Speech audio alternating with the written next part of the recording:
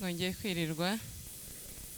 Murakoze cyane n'icyubahiro Musenyeri umushumba wa Diocese ya Shyogwe, n'icyubahiro Musenyeri umushumba wa Diocese ya Butare, ndetse na nyiricyubahiro Musenyeri uri mu kiruhuko cy'izabukuru, nyakubahwa umuyobozi w'akarere ka Kamonyi, bayobozi mu nzego zinyuranye z'itorero Anglikani mu Rwanda, ndetse n'abayobozi muhagarariye imiryango ishingiye ku myemerere yaje kwifatanya n'iri torero ndetse Diocese ya Shyogwe muri ibi birori. Reka kandi turamutse abarobanuye uyu munsi mu nshingano zinyuranye muri iri torero, ndetse turamutse ababyeyi, abavandimwe, abakristo muri rusange, abana bacu. Yesu nashimwe.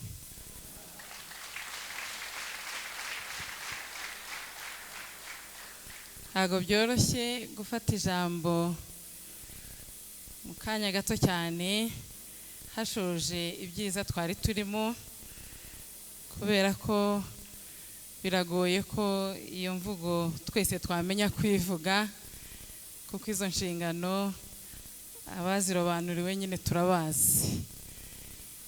Ntabwo rero biri bunyorohere guhita nambukira mu bindi, ariko nanjye ndashima Imana.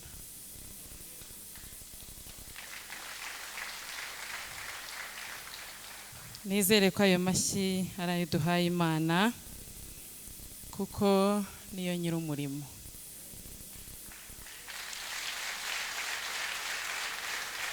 Murakoze cyane. Ndabashimira kandi mwebwe mwemeye umuhamagaro wayo.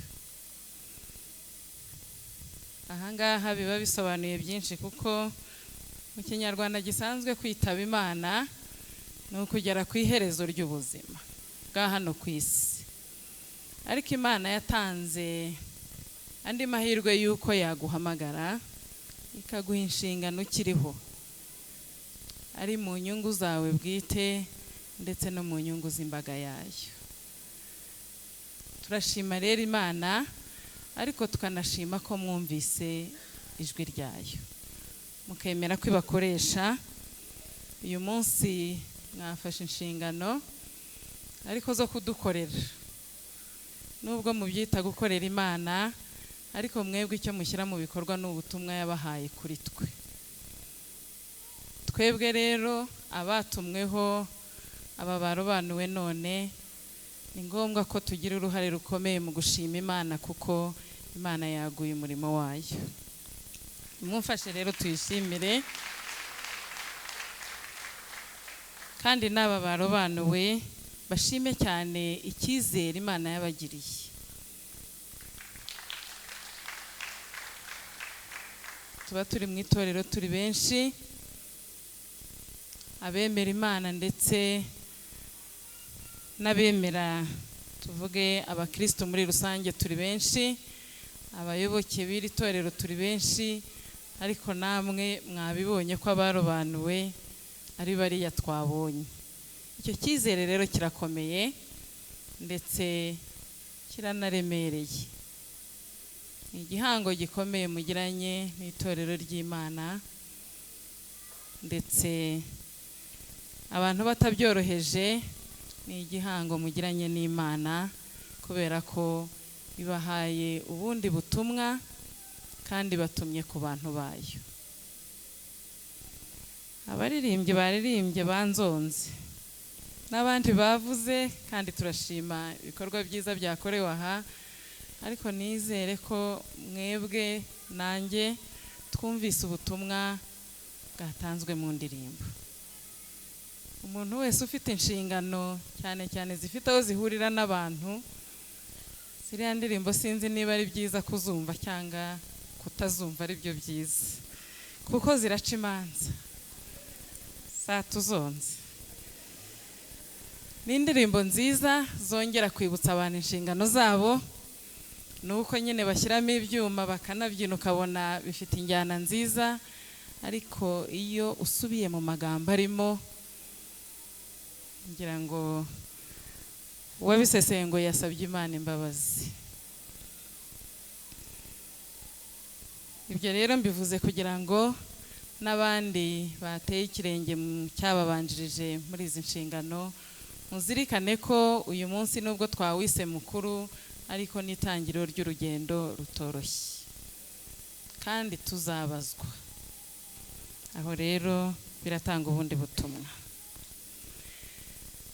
Mu itorero mwarobanuriwe gukorera Imana ndetse murobanurirwa gukora imirimo y'Imana, ariko kandi nidusubiza amaso inyuma turasanga mu nshingano z'imiryango ishingiye ku myemerere mwarobanuriwe gukorera abantu, gushyira abantu mu mibereho myiza, kubateza imbere ndetse no gukomeza kubafasha mu rugendo rujya mu ijuru. Ni ibyo kwishimira kubera ko ni inshingano nziza, ariko nanone tuzirikana uburemere zifite ndetse turamutse tugize n'uburangare ingaruka zakomokaho. Itorero ryungutse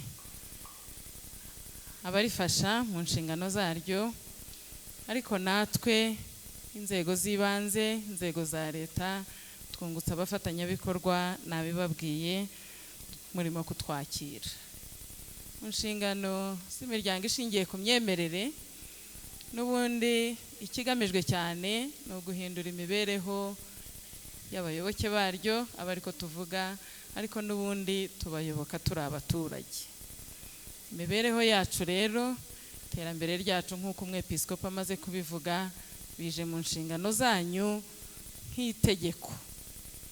Ubundi twese turabishinzwe, ariko noneho mwebwe muzanabibazwa. Birasaba rero ko mubikorana umwete kandi mukegera inzego zose zifatanye n'itorero kugira ngo ubutumwa mwahawe muzabusohoze neza. Iyo turi mu itorero cyangwa se ahandi hose hifashishwa mu gusenga, cyane cyane ku bakristu, twemera ijambo ry'Imana mu gitabo twise Bibiliya, sibyo?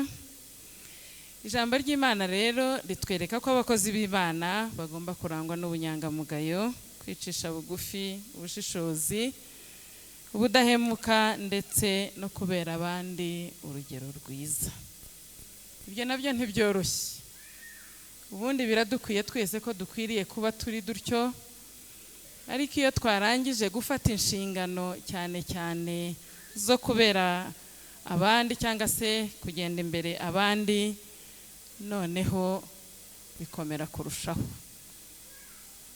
kuko hazamo nyine no kuba intangarugero, ariko nanone hakazamo ikindi gikomeye cy'uko ibyo tuvuga ari nabyo dukwiriye kuba dukora. Aho rero birongera bigatanga inshingano zikomeye ku bayobozi, ariko natwe abo bayobora tudasigaye. Hari ikindi nabonye hariya, nafashe umwanya wo kuzengurutsa amaso hano ariko nta bugenzuzi nari ndimo, ariko nabonye ahantu handitse ngo ahubwo ku kintu cyose twiha agaciro abakozi b'Imana bagabura ibyayo.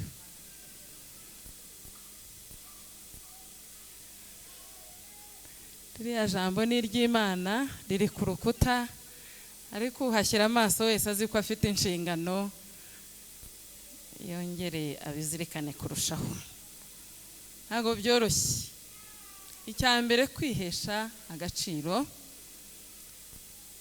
ariko agaciro katoroshye kuko turi abagabuzi b'iby'Imana.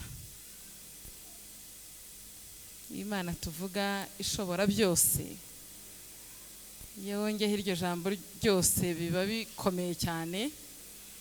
Ubwo biravuze ngo kugirirwa icyizere nayo kaguha inshingano, kagutuma ku bantu bayo nk'umuntu byakomera.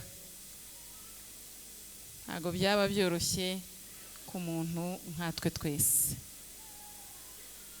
Ariko iyo urebye hariya twabonye ko biriya biri mu Bakorinto ba kabiri ibice 6:4, ariko munyaruke murebe no muri Yohana igice cya 2 umurongo wa 7. Ntago ndi buhasobanure, ubwo naba ngiye gutuma nyine munshishamo ijisho, ntago mbemereye, ntago mbishoboye, ntago cyo cyuho ndi bukibahe. Ariko iyo usesenguye amagambo arimo, wumva harimo ko kumvira Imana, harimo ubumenyi, harimo ibanga bidushoboza gukora n'ibyo twebwe tubona ko tutashobora. Nimuhasoma mu bisesenguruye mu bushobozi n'ubuhanga musanganywe, ariko hari Imana yagerageje kutwereka ko kuyumvira bikingura imiryango twe twibwira ko idashoboka, bitanga ubumenyi, bihishura ibanga ryo gushobora guturuka cyangwa se gukomoka ku Mana. Aho rero nubwo twatangiye tuvuga ngo izi nshingano zirakomeye, izi nshingano nk'umuntu tubona byagutse cyane kurusha imbaraga zacu nk'abantu, ariko Imana yatugaragarije naho twanyura kugira ngo n'ibyo tubona ko bidashoboka bikunde. Bisaba rero ko tuyumvira, kandi ntacyo bitwaye igihe bifite umusaruro bitanga kubo dukorera. Kwicisha bugufi rero, kuba inyangamugayo, kuba intangarugero, kureba kure ndetse no kwemera kubazwa izo nshingano ni amahame mutihariye nk'itorero, ni amahame mutihariye nk'abakristu, ahubwo tubihuriyeho twese, abafite inshingano zo gukorera abaturage. Ibyo kandi iyo dushoboye kubigeraho, iyo dushoboye guca bugufi, iyo dushoboye kwemera gutega amatwi abandi, tukemera ko hari ibyo twabigiraho, tukarangwa n'indangagaciro zibera abandi isomo, bituma nabo tuyobora batugirira icyizere, kandi ibyo twifuza kubagezaho bikoroha kuko turafatanya. Agaciro rero k'ibyo dukora yaboneka kajye gashakirwa mu byo tuvuga, abantu bakwibeshya, agaciro ntikakareberwe mu gihagararo. Ko nsubiye muri ya ndirimbo y'abaririmbyi baturirimbiye ko irobanura ntago ireba igihagararo, ntireba amashuri, ntireba ubutunzi, ahubwo ni ryabanga ryayo. Iyo yumviye, ubwo nayo umenya icyo yashingiye ijya kuguhitamo. Ntago rero bikwiriye kureberwa mu byo tuvuga, ntago bikwiriye kureberwa mu mirimo yacu ya buri munsi y'abantu bitirirwa cyangwa batitirirwa, ahubwo nimwemere agaciro k'ibi byose kareberwe mu musaruro uturuka muri ibyo. Umusaruro rero iyo wabonetse, nibwo abantu bamenya n'imbaraga zakoreshejwe uko zingana. Mukomere cyane ku isezerano mwasezeranye n'Imana kuri uyu munsi, mwemere mu umusemburo w'urukundo, ubumwe ndetse n'amahoro mubo mushinzwe. Kurobanurwa si ubuhanga, nta nubwo ari ubuhamya bw'igitangaza. Biragoye ko ibyo umuntu akora wazabura undi wabikoze, ahubwo twemere ko ari umugambi w'Imana ku bantu, ikabikora uko ishaka. Icyiza ni uko ibikora mu nyungu za twese.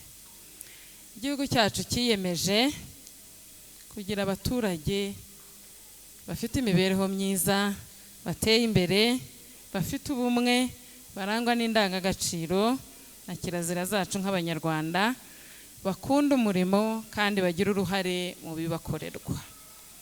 Uru rugendo turufatanyamo n'imiryango ishingiye ku myemerere n'iri torero ririmo. Ni ngombwa rero ko dukomeza guhuza izo mbaraga, niyo mpamvu twavuze ngo dushimiye Imana ko twungutse amaboko kugira ngo dukomeze dukorere abaturage. Abepiskopi babiri bari hano, ari umubyeyi wa Butare ndetse n'uwa Shyogwe. Ejo twari kumwe twakira impanuro z'umukuru w'igihugu cyacu zose zibumbiye, ndetse n'umuyobozi w'akarere ka Kamonyi, zose zikomeza kudufasha ndetse no kudushishikariza kurinda ubumwe bw'Abanyarwanda. Turasaba rero abayobozi, iyo umukuru w'igihugu yaduhaye ubutumwa nk'ubwo, ntabwo aba buduhaye ngo tubwihererane, ahubwo tuba tugomba kuza tukabiganiraho namwe. Ubumwe bw'Abanyarwanda rero niyo nkingi ikomeye twese dushingiyeho, kandi ndi umunyarwanda niyo sano muzi yonyine duhuriyeho. Ni agaciro gakomeye kuri twe, ibisigaye byose mu mibereho yacu ya buri munsi twabyubakiraho. Numvise rero ari byiza ko n'abayobozi barobanuwe none mufite inshingano zikomeye zo kugera ku bayoboke b'iri torero ndetse natwe abaturage muri rusange.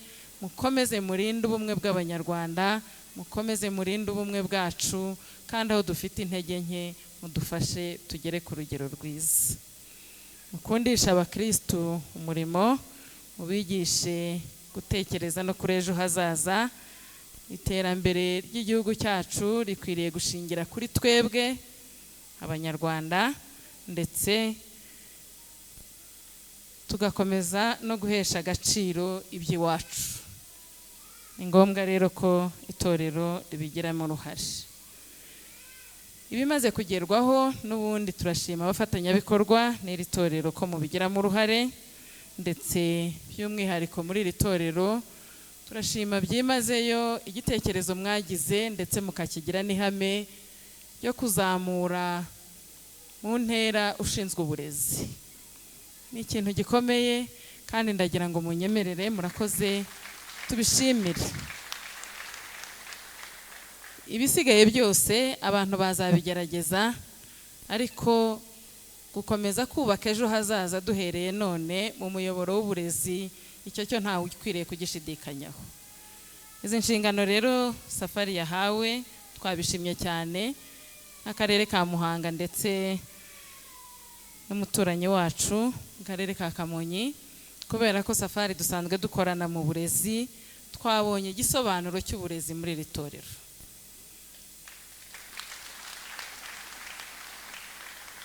Kandi turakomeza kubasezeranya ko tuzafatanya, izi mbaraga mutwongereye tuzazubakiraho, turizera tudashidikanya ko n'umusaruro uziyongera.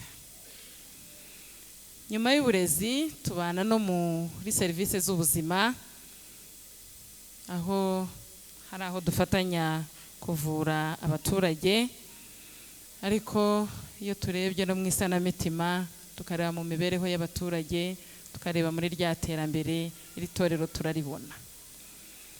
Dushima cyane umusanzu mutanga kugira ngo muhindure imibereho y'abaturage, ariko twifuza ko abayoboke b'iri torero baba intangarugero, hatari mu itorero ahubwo uku dushima itorero hano, n'ubundi tujye tugera mu isibo dusange itorero n'intangarugero.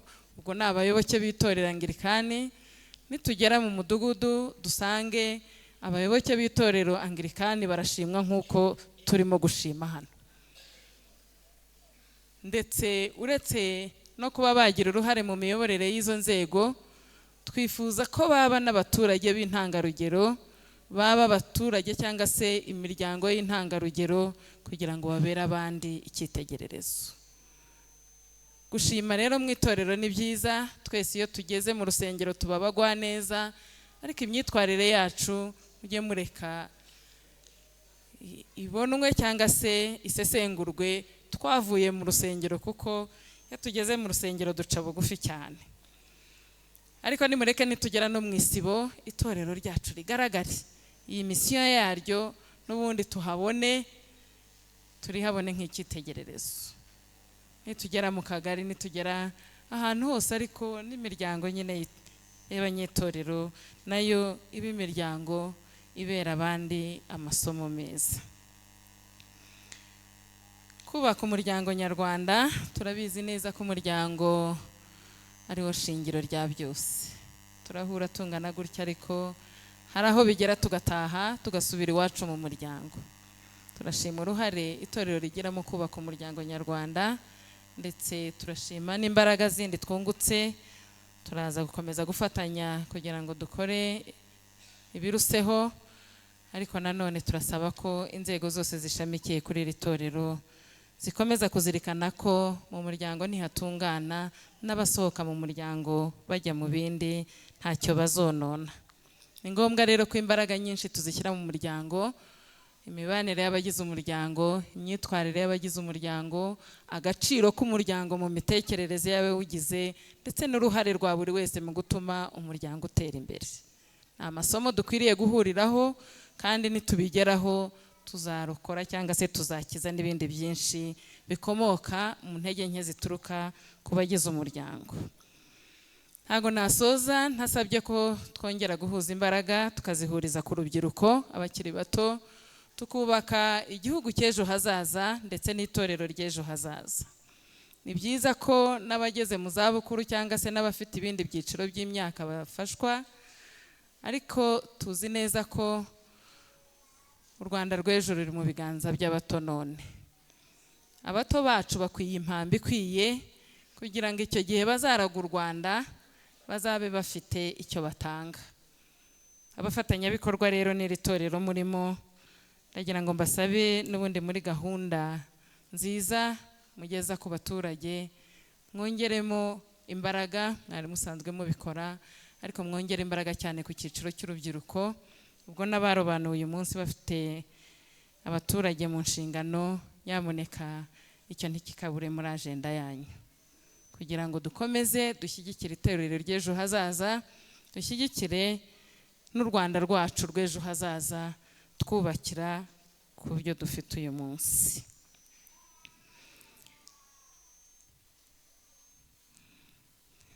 Nongera kandi kubibutsa kubahiriza itegeko rigenga imiryango ishingiye ku myemerere, birumvikana, ndetse n'amabwiriza y'urwego rw'igihugu rw'imiyoborere.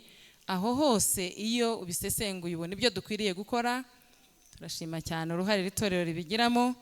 Ubwo turagira ngo dusabe nyine n'abayobozi bashya batowe uyu munsi bazirikane ko amaso tutazayashyira muri Bibiliya gusa, hari n'andi mategeko agenga ibyo dukora, kandi kuba intangarugero, kuba bandebereho, ndetse no kwera imbuto no kubaha n'amategeko.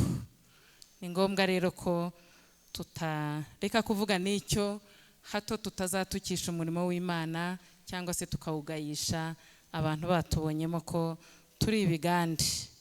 Icyo ni ngombwa ko nacyo tukivugaho, kandi tuzabifatanya nk'uko dusanzwe tubifatanya n'iri torero, kandi bigenda neza. Turashima uko bimeze.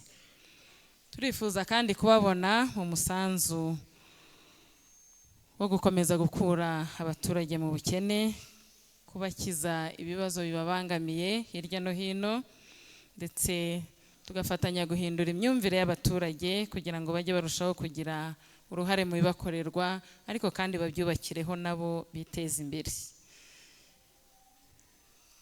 Gushyira imbaraga mu burezi guhera mu mashuri y'incuke kugera muri kaminuza nk'uko tubiziranyeho ko nayo muyifite, ni ngombwa kugira ngo dukomeze turage abana bacu bikwiriye.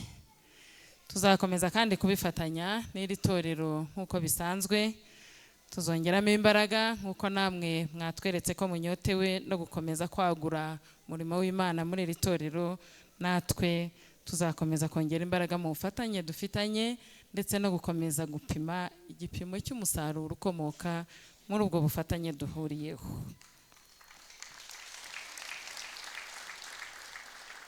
Turifuriza abahawe inshingano none imirimo myiza. Turabashimira ko mwumviye Imana n'itorero. Turabashimira ko mutagaragayeho umugayo bigatuma mugirirwa icyizere kingana gitya. tukabasaba nyine kubirinda mu buzima bwa buri munsi. Nakomeje kuvuga abarobanuwe, abahawe inshingano, ariko twebwe bazayobora tutabakundiye twabagora. Abakristo rero muri rusange, mureke twemerere aba bayobozi Imana yaduhaye, tubemerere gusohoza ubwo butumwa, uretse ko bizatugira n'akamaro, ariko ntibinakwiye ko tubabera ibisitaza. Dukwiriye kubumvira, tugaha agaciro ubutumwa bafite, tugaha agaciro ikiganza barambuweho, ndetse tukanazirikana ko bagiye kutwitangira. Ni ngombwa rero ko natwe tubabera abakristo beza, tubabere abo bayobora beza, duce bugufi kandi tujye dushyira mu bikorwa inama batugira. Uko byagenda kose, nubwo izi nshingano bazihawe kandi bazadukorera nta kabuza, ariko iri juru nitwe tuzaryinjizamo, ndetse n'urubanza mu ijuru nitwe tuzarucibwa. Buri muntu wese Imana izamubaza, kandi noneho igikomeye izanakwibutsa ko hari abo yateguye ikabaguha ngo bagufashe. Ntacyo rero wakwireguza dufite amahirwe angana gutya, dufite igihugu, dufite ubuyobozi bwiza, dufite itorero ryiza, dufite imiyoborere y'itorero yita ku bayoboke baryo, ngo niturangiza tunanirwe kuzataha iryo juru.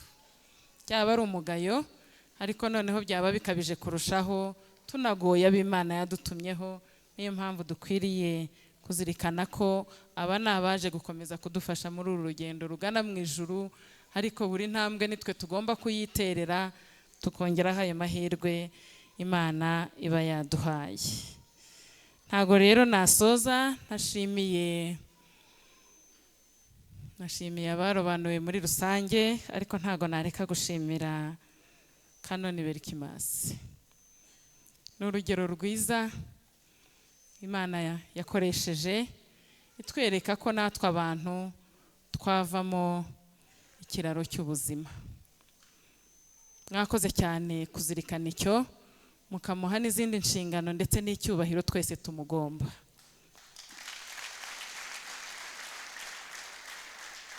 Warakoze cyane, tubereye ubuhamya budasanzwe, kandi nawe sinshidikanya ko unezerewe ureba abo wagizemo uruhare uyu munsi bakaba ari bazima. Itorero ryakoze kuzirikana ikimenyetso cy'ishimwe n'igihango ufitanye naryo, ndetse natwe twese turagushimiye, ariko ikiruta byose ni uko dukwiriye kuzirikana kugira ikirenge mu cye, natwe tukagira ibyiza bituvugwaho kandi ibyiza bitanga ubuzima. Warakoze rero, ntago nari gusoza ntagushimiye rwose. Imana ikomeze guha umugisha, kandi irongeye itweretse ko imirimo yacu itagiye irengagiza, kandi ndayishimye ko ikugaragaje uhari ureba. Imyaka yawe twayibonye, turashima ko yakurinze, ariko wenda hari igihe abantu bari kubivuga witabye Imana, iyo tugira ibyago kwitaba Imana bakajya bavuga ibyiza byawe udahari. Ubu rero ni byiza ko Imana yihesheje icyubahiro, ariko kandi ikaba inagaragaje ko ifite abantu b'indahemuka kuri yo.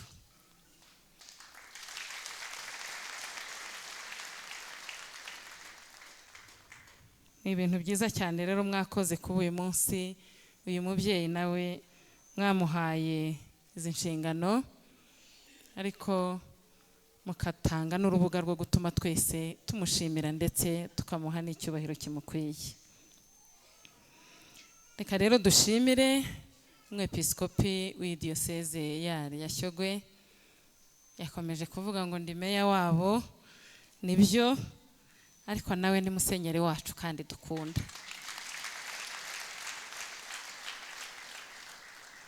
Iyo umuntu arebye iminsi amaze ayobora iyi diyoseze, ukareba n'ukuntu tubanye neza, n'uko dukorana, n'ukuntu ibikorwa byihuta, kubihuza n'igihe tumaranye biragoye. Turamukunda cyane, akunda itorero, akunda abaturage kandi aratwegera cyane.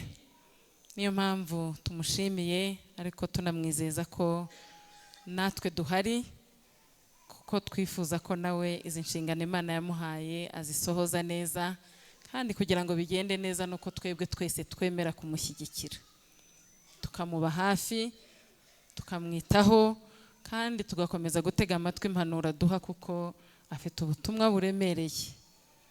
Ni ngombwa rero ko tumushimira imbere y'imbaga y'Imana.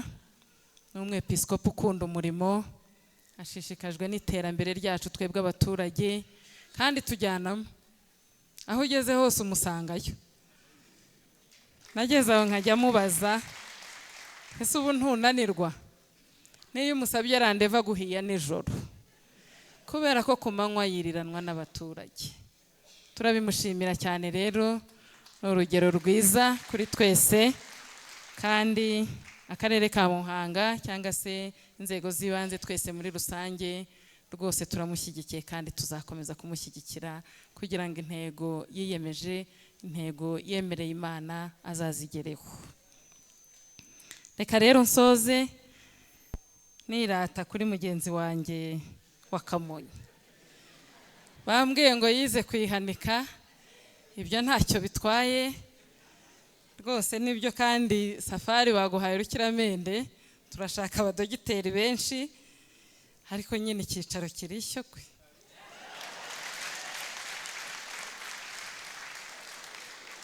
Azajya afata imodoka ze. Yego, twagushimiye nyakubahwa meya ko waje kwifatanya n'iyi diyoseze yacu dukunda, ariko icyo nagira ngo nkwirateho, nyine wumvise abashyitsi dufite? Wabyumvise?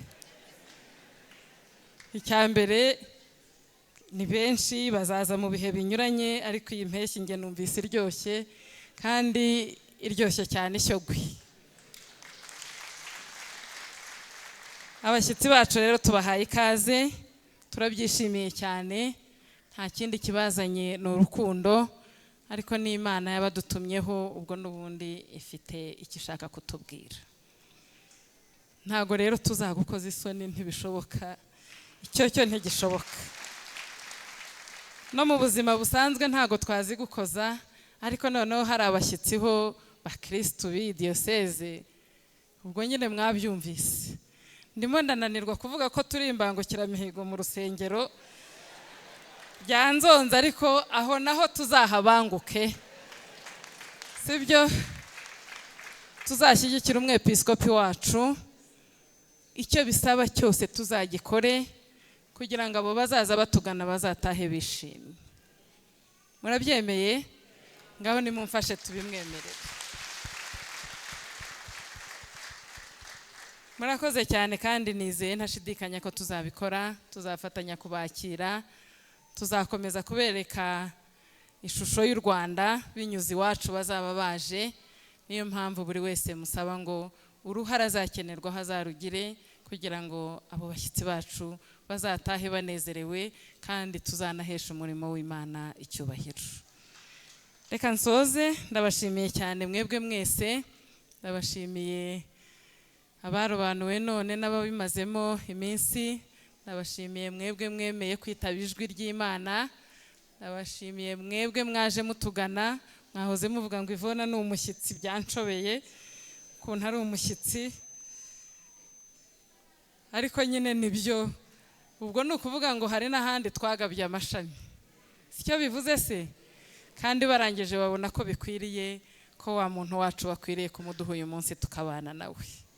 Mwakoze cyane rero diyoseze ya Karongi, nabo ni abacu cyane, ndetse mubadushimirire ko bagutumye kugira ngo uze kwifatanya natwe. Abavuye mu yandi madini n'amatorero nababonye b'inshuti zanjye, mwakoze cyane kuza gushyigikira umwepiskopi wacu. Ibi ni ibigaragaza bwa bumwe. Twumvise ko za diyoseze enye ziyemeje gushyira hamwe kugira ngo bakomeze baduteze imbere. Ubwo ni ubutumwa baduhaye, ntago babyihererana, ahubwo badusabye ngo twebwe twese dushyire hamwe dushyigikirane, imbaraga zawe uko zingana, izanjye uko zingana, n'izanaka uko zingana, nituzihuza tuzihuta mu iterambere kandi dukomeza no kubakana mu nzira igana mu gihugu cyo mu ijuru. Imana ibaha umugisha.